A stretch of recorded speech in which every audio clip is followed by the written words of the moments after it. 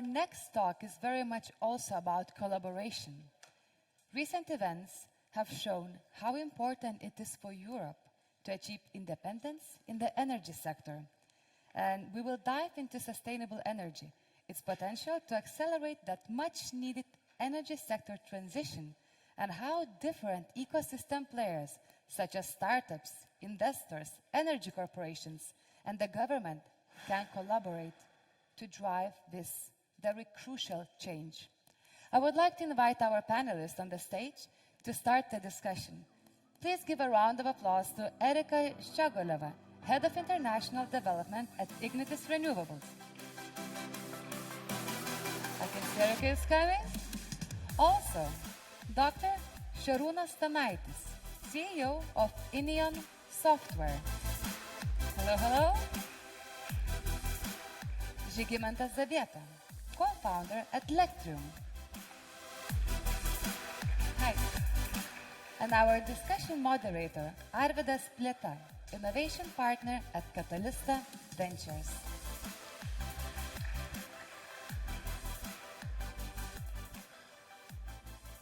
Thank you, everyone. Nice to hear you. Such a nice panel. So I will start with myself. I'm Arvydas, partner at Katalista Ventures. And as a human being, I'm a much user of energy, and I really love renewable energy. I have solar panels on my roof.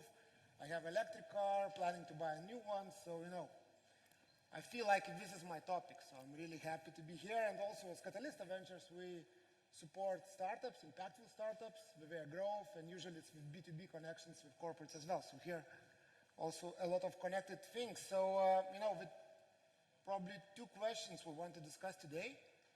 It's how to become more independent in energy. And the next one is how can it happen with renewable energy? So this is probably the idea. And let me start with questions. So Erika, first of all, I'm really happy that we have you here. For quite a long time, energy used to be a sandbox for only men, and it's nice that it's changing. I'm really happy about it.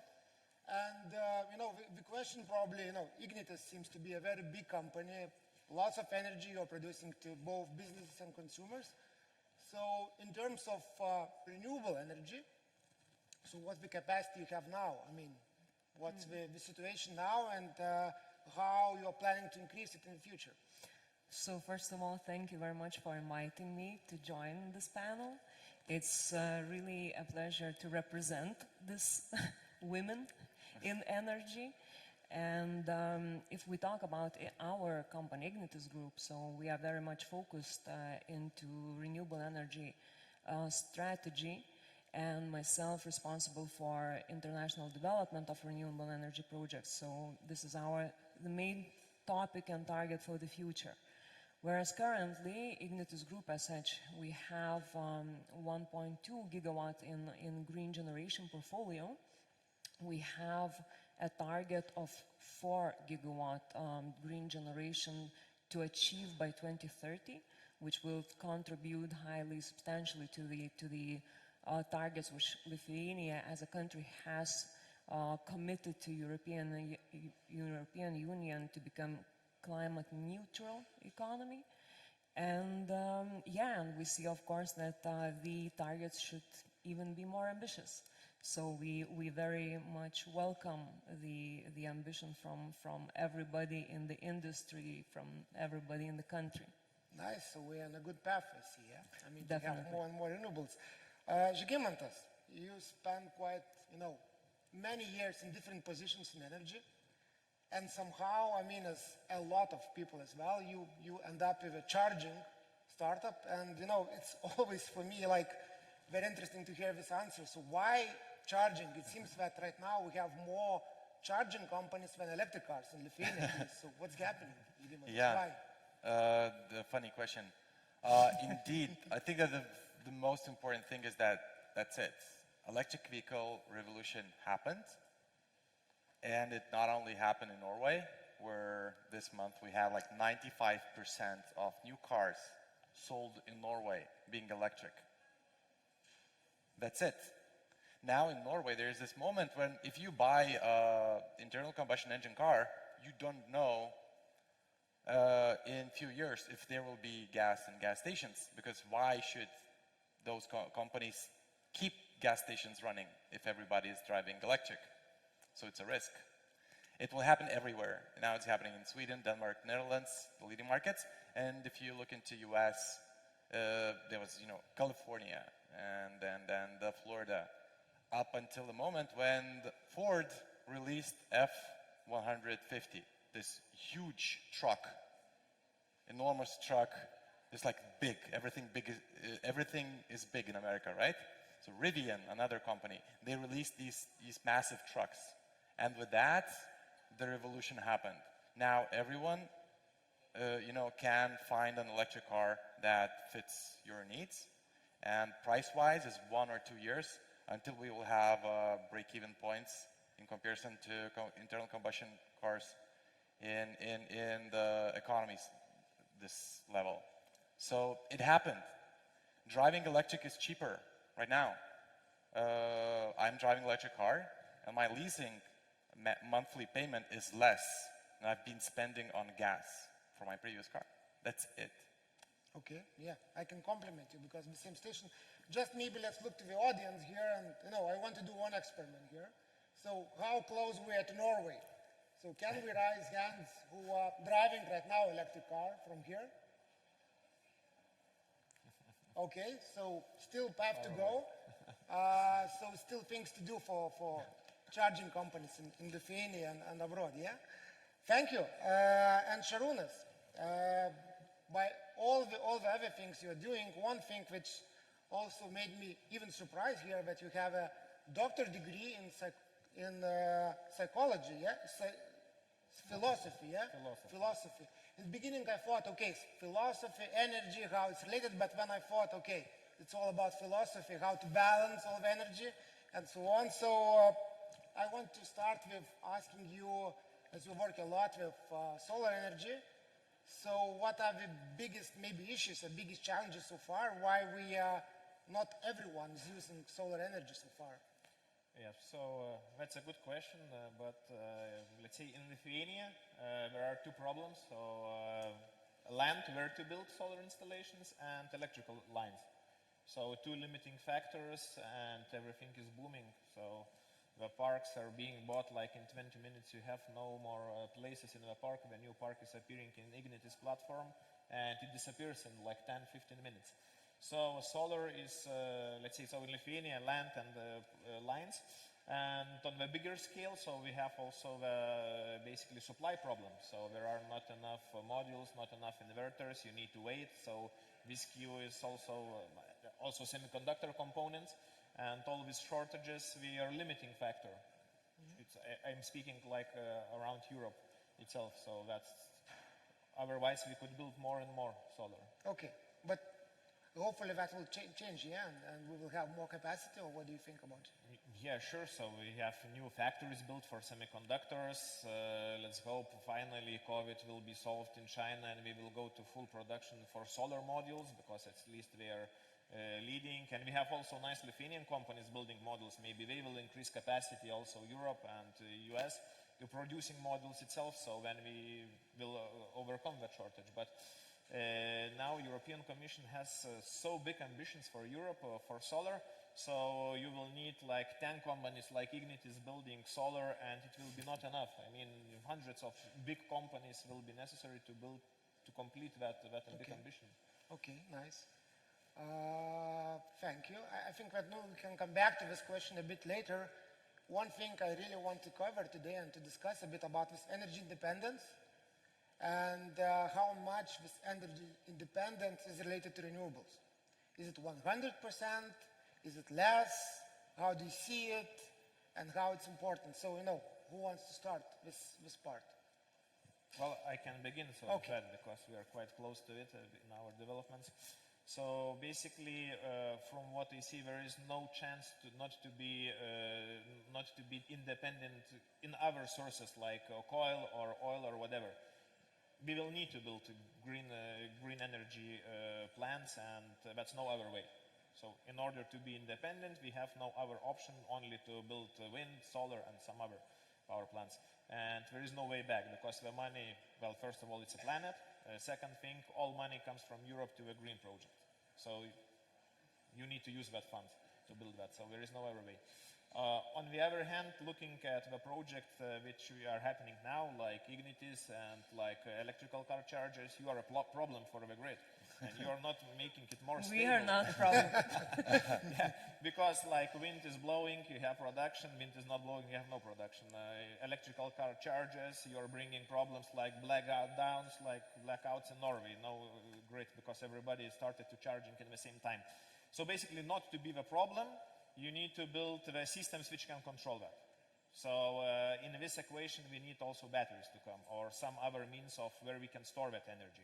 Because we have some peaks, we need to reduce the peaks. We have some shortages, we need to fill that shortages. So that's what is the future for independence, what I see. Yeah, and I have a comment here. You said really correctly, we need batteries. And if you think a little bit, from outside the box, and you look at your electric car, that's actually a battery on the wheels. Yeah, that's true completely. When we are looking into electric cars and into the development of the infrastructure for electric cars, we are thinking, 5-7 years ahead, and we realize that your electric car is actually a battery of your power.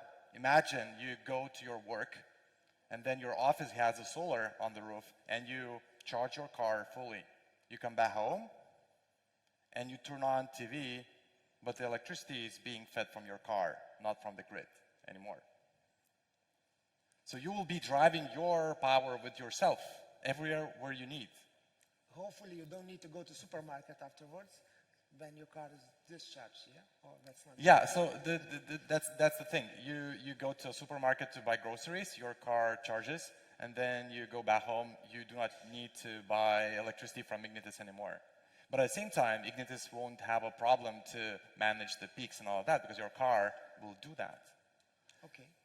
So the electric car, at the same time, maybe if today it could, be a challenge, but tomorrow it's going to be a solution. Well, basically it's two things, big battery and a means of transportation. Yes. So you can use it as a battery, but also have some electricity, green electricity to drive it. So for startups, for people, for entrepreneurs, there's this question, riddle to solve. How can you convert your miles, kilometers, into kilowatt hours? How can you get rid of euro or dollar and exchange your range? How much will you be able to travel, and how many hours will you be able to watch TV at your home? And this, combines to one thing. That's your electric car. And, it's also interesting to hear from you, Erika, and Ignitis Group is the biggest producer of energy for Lithuania. So how do you see this one? Is it possible to have all energy, at least in the nearest future, from renewables? Or it's maybe mission impossible? Because it's also a lot of skeptics who are saying that, no.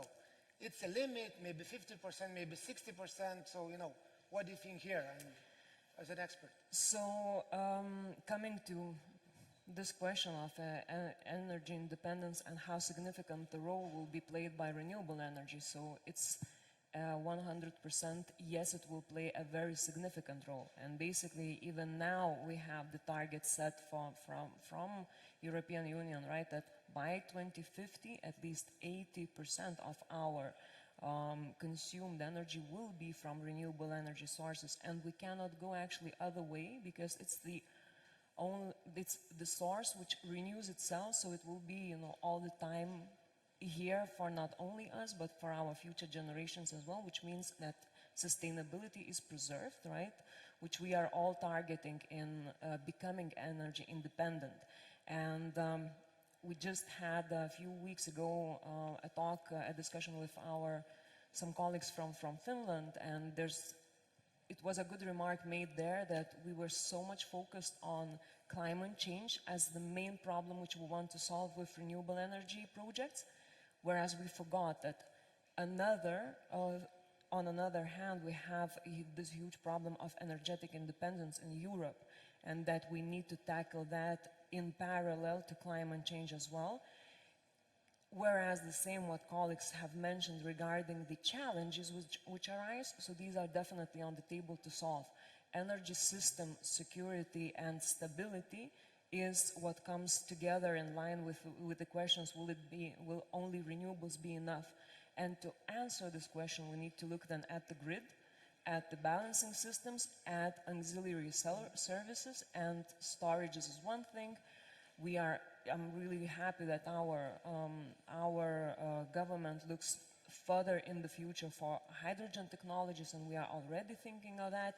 Whereas when the colleague is talking about electric vehicles, so this is one part from another angle, basically climate neutral economy, where, you know, if we will start using more sustainably, if we will have the systems more sustainable and more secure, you have the whole package. So in the long future, definitely energy independence is there for us with the renewables.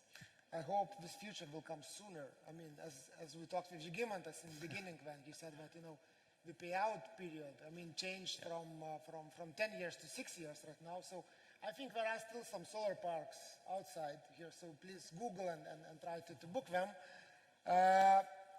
Let's come to the next bit of question. So many kind of challenges awaiting us. And one of the always solution to solve challenges is to cooperate between startups and corporates. And there are lots of startups here who are maybe, you know, also some of them working in the energy sector. So, you know, this cooperation sounds very nice usually. Okay, let's cooperate. But the question is how? And maybe, you know, let's start from you, from Ignitis point of view. So do you cooperate with startups? If yes, so what kind of startups are welcome to come to you? Maybe we can, you know, LinkedIn you or write you, or what's happening here? What cooperations you're looking for? So definitely we cooperate with partners. We have actually our innovation department in Ignitis Renewables, which is very strong and working exactly on the challenges to overcome in the future, exactly for which we have mentioned here, right? So data companies, which data is, you know, the basis for a lot of transitions and technology, you know, technological future. So it is the same applicable to renewable energy and energy in general as systems. So technological companies, startups, which can bring added value into solving our challenges which we have, is definitely more than welcome. And I think without this cooperation, without innovative solutions, right, and without looking into future, we definitely are not able to move on anywhere. So if startup sees the opportunities, they can approach you, approach someone. Definitely. What's the process? Definitely. Okay, so I guess, you know, you definitely always can text me via LinkedIn, and I will find the right contact person in the group. But we have an innovation department in Ignitis Group who's also there to check the possibilities of cooperation. So I think, you know, Ignitis Group's contacts are very easy to find. Okay. I can tell from my personal experience. It's exactly that. You find the right person from the innovation department, you find it on LinkedIn, you write a nice message, and then you have a cup of coffee to understand. And what was surprising is that you can, you know, not like get everything you ask for, but the data is available. Data is available, you know, cooperation is available. You could, you know, agree on pilot terms and pilot your technologies and all of that. And this is amazing. Like, we can praise Ignitis, and it's really open for innovation. But there's another challenge here. For like really innovative projects that require R&D, they're capital intensive. And for startups that, you know, are living from, we do not have the old money. We do not have the family and full money. Sometimes for we do, Lithuanians, it's a little bit more difficult to get the first 100K to build something. And there is lack of R&D, capital for R&D. Venture capital pays you to sell, not to develop the technology. And I think the challenge for this, you know, to startups to develop this, you know, technologies that help to increase the independence or like increase sustainability is to unlock, maybe through European funds, maybe through some governmental initiatives that hopefully be in the future, to unlock these projects for 18, 24, 30 months to develop these crazy solutions that can help with load balancing, with management of the grids, and helping people to build microgrids, to become independent individually. Because the country's independence starts with you getting solar on your roof or somewhere outside the city, an electric car, smart home, being mindful about your daily decisions, and this is how you become energy independent. And then the governments and companies such, Ignitis will do the rest. Okay, nice. And it's a good point you touched about R&D things. So probably also, as I know, big companies also have R&D teams as well. At the same time, there are accelerators around. We run one of them as well, and all the startups also welcome to join, and then to build this R&D capacity later on to go and sell. So yeah, this is quite a right point as well.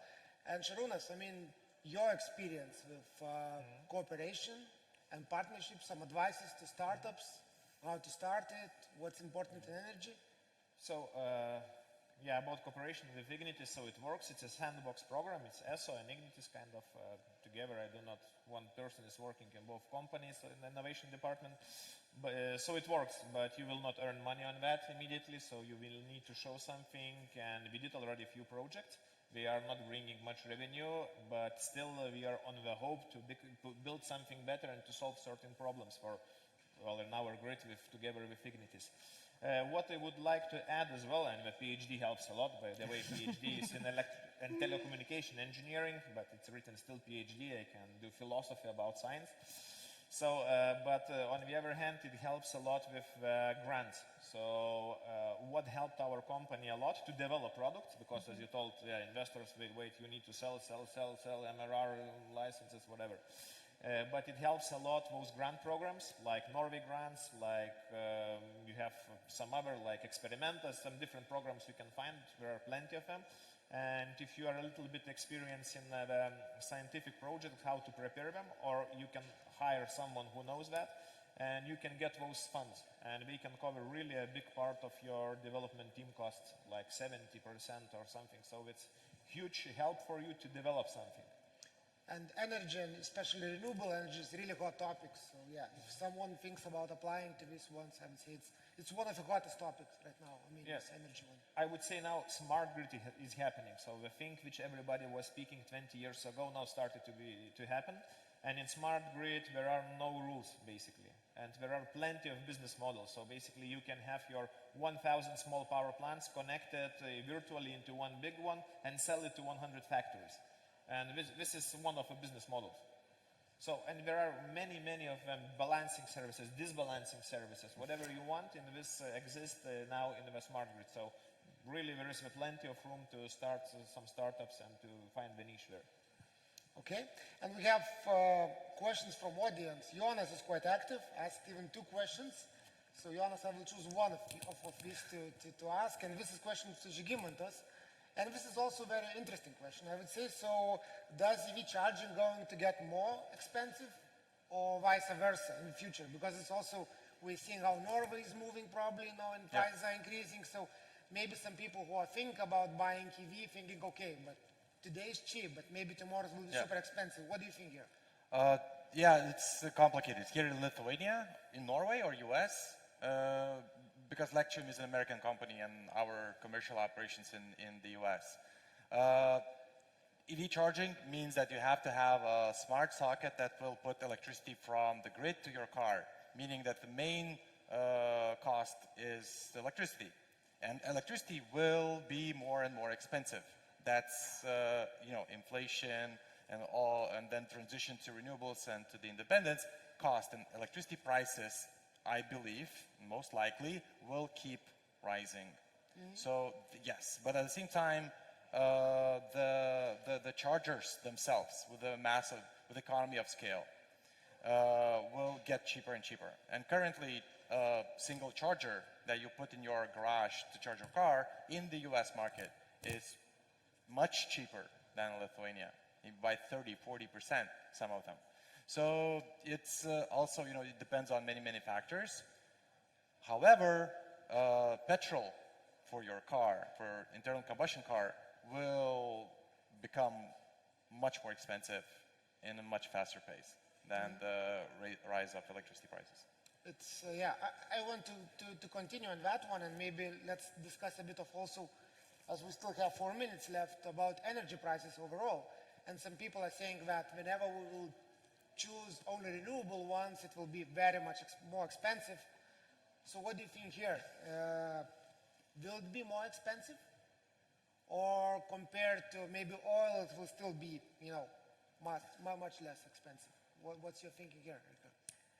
Well, we actually predict that the prices, when we will come, you know, to the point where it is stabilized, because now what we see in the market, we all understand that this is not a healthy market, right, situation, and this is impacted by various factors, which are quite external. But when we will come to a more stable electricity system with renewable energy, and when the supply chain will stabilize, prices of, for example, construction of and development of huge, large-scale wind farms, solar parks, they are decreasing all the time, actually.